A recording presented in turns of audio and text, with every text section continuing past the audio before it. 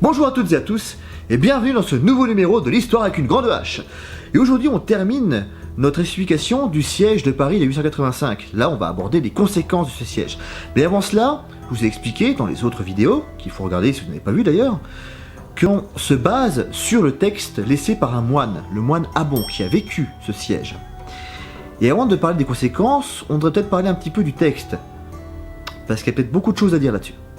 Par rapport au siège de Paris en 885, on a finalement assez peu de sources hormis le récit d'Abon. Il existe bien les annales Vedastini ou annales de Saint-Vaast, rédigées au début du Xe siècle, soit au moins une quinzaine d'années après le siège. Mais je n'ai trouvé que des versions en latin, je ne parle pas latin, que j'ai essayé péniblement de traduire par Google Trad. Spoiler alerte, c'est de la merde. Du coup, je n'ai pas pu prendre réellement connaissance du texte. Mais d'après les renseignements que j'ai pu glaner ici et là, le récit du siège de 885 semble être ici un résumé du texte d'Abon.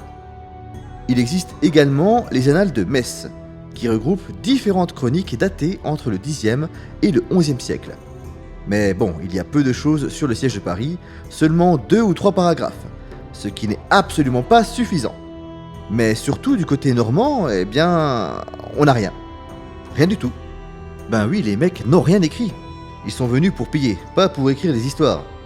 Ce qui fait qu'on n'a que la version des Francs.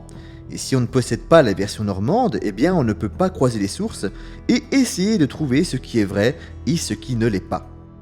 Donc, vous comprenez aisément que le récit d'Abon est devenu la source principale concernant le siège.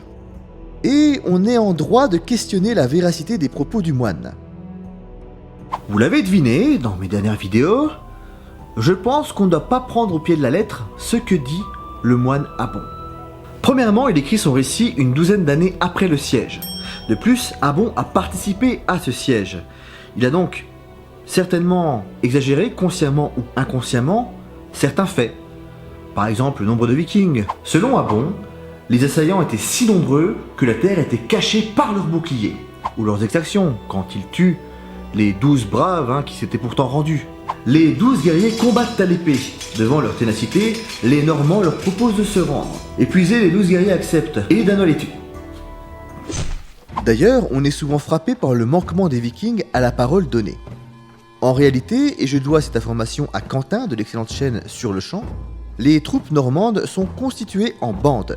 Chaque bande est dirigée par un chef qui est lié à ses propres hommes, mais pas forcément aux autres chefs qui l'accompagnent. De ce fait, quand un chef viking scelle un accord avec une autorité indigène, Franck ici, ses hommes le suivent, mais pas forcément les autres chefs. Ce qui explique pourquoi, lorsque Siegfried quitte un temps le siège, d'autres Danois restent sur place et continuent à attaquer Paris. Cette organisation militaire peut aussi expliquer pourquoi des accords sont scellés et ne sont pas respectés, puisque la parole d'un chef n'a pas forcément à être tenue par un autre chef. Et puis, évidemment, on a tout simplement des Normands qui se foutent totalement des accords qu'ils passent, comme un certain Guthrum, un Scandinave mort en 890, qui, en Angleterre, semblait ne pas trop respecter ses propres accords. À ce propos, je vous conseille les vidéos que l'ami Quentin vous présente en ce moment sur sa chaîne Sur le Champ. Une chose qui m'interpelle souvent dans son récit, c'est que ces vikings, qu'on présente sans peur, sans foi, ni loi, parfois sont effrayés par des choses qui sont pas vraiment effrayantes. Par exemple, ils sont effrayés quand 2 étendards safrans sont disposés au-dessus d'une tour qu'ils attaquaient, ou alors quand un seul d'entre eux est tué par une flèche, tirée par Ebbe, alors qu'ils ont passé 10 mois à se foutre sous la tronche avec les Parisiens et ce férocement. D'ailleurs, parlons-en d'Ebbe. Cet abbé fait preuve de prouesse guerrière assez fantastique. Tuer 7 vikings qui portent comme protection des broignes ou des côtes de mailles avec un seul javelot et ceux du haut d'une tour, à part avoir une arme magique ou avoir la force d'Hercule, c'est pas possible. Ou alors de faire un coup critique avec un dé de 20. Ça, oui, ça peut se faire. Alors, qu'est-ce que tu fais ? Je vais balancer ma lance là sur le mec d'en face au bout de la file, je vais essayer de l'embrocher. Ok, jette ton dé. Critique. Oh putain. Ok, écoute, ma foi, ouais, voilà, bien joué, tu jettes ta lance et tu embroches 7 types d'un coup. Énorme. T'as vu ça? Énorme. Là, je m'en fous. Sympa. Pareil pour le coup de la flèche qui passe dans un petit trou de la barque pour tuer le navigateur en plein dans son aisselle. À part s'appeler Légolas, je vois pas. Ou alors encore de faire un coup critique. Ça, je veux bien admettre. Du coup, en face de vous, vous avez le bateau pirate et le capitaine est au-dessus, en train de tenir la barre. Qu'est-ce que tu fais? Tu sais quoi, je sors mon arc, il y a un trou dans le bastingage, j'essaye de tirer à travers ça. Ça va esquiver tous les mecs et tout qui est autour. Et ça va atterrir sous les selles du capitaine pour le dégommer. Mon gars, t'as intérêt de faire un putain de jet de dés. Hein. C'est quoi? Mais deux fois de suite, j'y crois pas. Je suis Deux en fois de main suite, c'est pas aujourd'hui. possible. Ça passera jamais. Tiens! Allez, ton capitaine là? J'espère que t'avais pas prévu trop de scénar avec. Comment je l'ai défoncé? Je te déteste. Ah bah sympa, merci, vas-y. Et n'oublions pas les 600 soldats francs de l'empereur Charles le Gros qui tuent à eux seuls 3000 Danois. À part dans Skyrim en mode triche, je vois pas comment c'est faisable. Bon, en face, ils sont 3000, vous êtes que 600. Qu'est-ce que tu fais?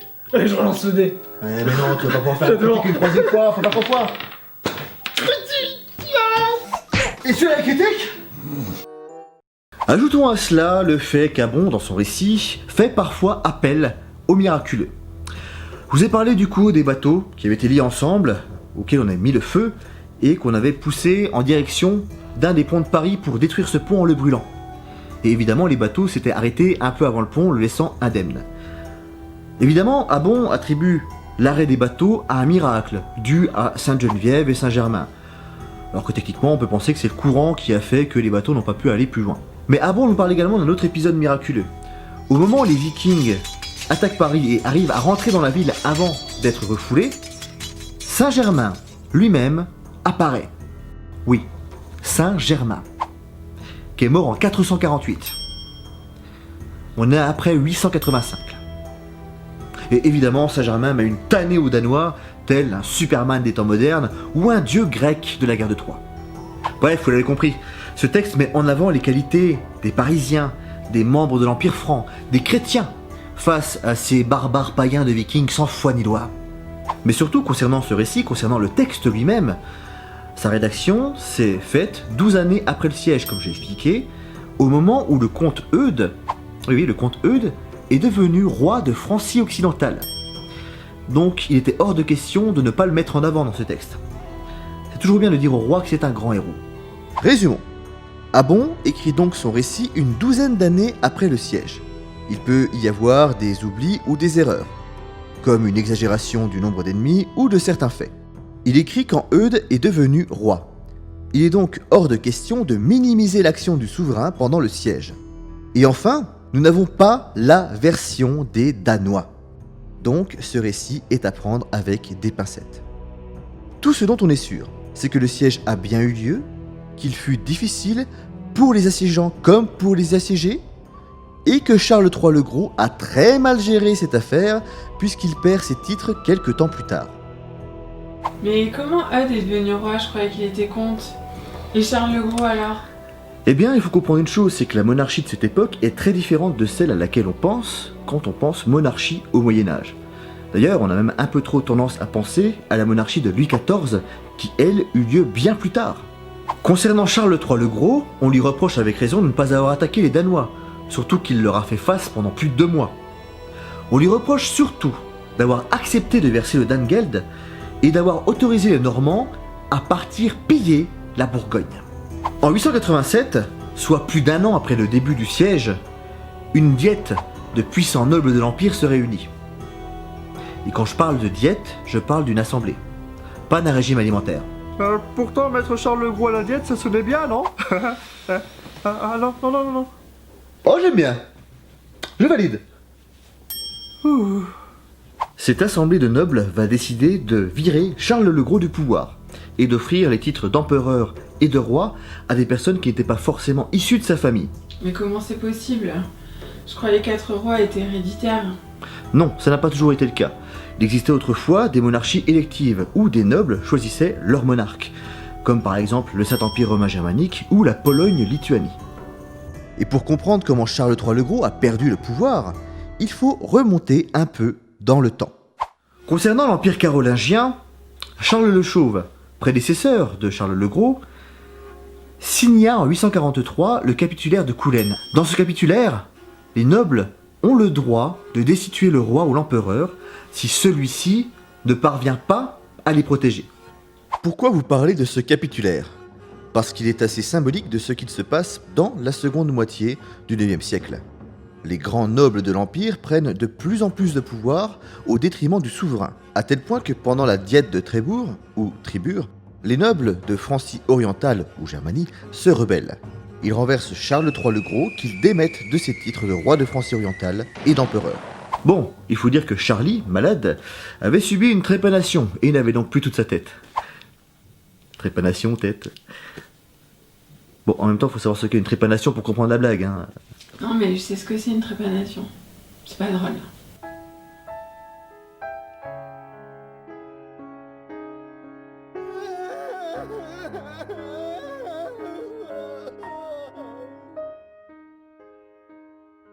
Puis, en 888, les nobles de Francie occidentale choisissent Eudes, le défenseur de Paris.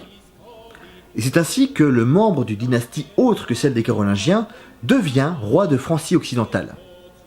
Un autre membre de la famille de Eudes, lui, saura imposer cette dynastie à la tête de la Francie occidentale qui deviendra plus tard la France.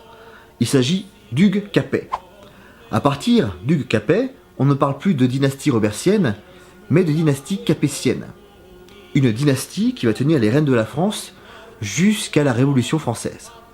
Et outre cette conséquence fort importante qui est un changement de dynastie, les attaques vikings vont faire émerger le pouvoir local au détriment du pouvoir central. Le roi ou l'empereur ayant mal protégé ses sujets, les seigneurs locaux vont prendre le relais en développant un système de défense spécifique, des châteaux qui à l'époque sont de simples fortins en bois, mais qui évolueront et deviendront les châteaux forts tels qu'on les connaît. Comme le dit Bruno de Mézil dans son ouvrage « Des Gaulois aux Carolingiens », l'apparition des châteaux, dont les fonctions sont multiples mais qui servent assurément à se protéger des Normands, est un facteur de la parcellisation de l'Empire, puisqu'il n'y a plus de véritable État commun gérant le bien commun. Et c'est ainsi que le pouvoir s'est morcelé, poussant toujours un peu plus la société vers le système féodal, système qui met bien plus en avant le pouvoir local au détriment du pouvoir royal. Il faudra alors plusieurs siècles pour que les rois de Francie occidentale, devenus plus tard rois de France, reconstruisent et affermissent un pouvoir centré sur leur propre personne.